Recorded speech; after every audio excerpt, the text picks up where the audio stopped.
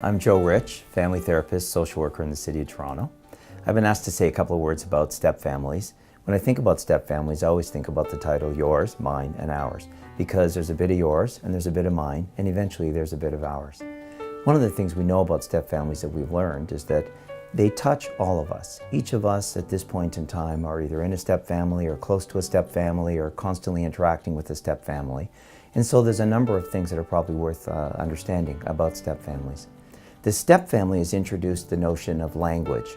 It's really important for all of us to be quite clear about who all the players are. So in the old days we had mom and dad and the kids and there wasn't much confusion. But once we begin this process of engaging in step families, we should be quite clear, especially for the children, as to what the roles are. Mom is a biological mom, and then what do I call my stepmom? But I have to be comfortable realizing she's my stepmom. Are you my half-brother or are you my stepbrother? I should know the difference between all of those things. So it's really important to develop a language to talk with children about who everyone in the family in fact is. We know that we can anticipate two central things that will take place in a step family. Even though we can anticipate them, people are often shocked when they find them. The first thing that we can always anticipate is that in a step family we will find unrealistic expectations. There are always members of a step family who say things like, I don't know, I just thought that everybody was going to get together and get along. It's like, I don't think so.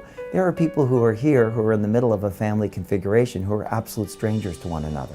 So sometimes it's a little unrealistic, and it's okay that we have unrealistic expectations. It's just not okay that we don't acknowledge that or become sort of even-keeled about the notion that, gee, that's something I really expected. I guess that's going to take a while, instead of being disappointed by the step family. The second thing we know that we anticipate that's very common, that often is shocking to people, is that everyone in a step family will have different feelings around the issue of loyalty and disloyalty within the step family.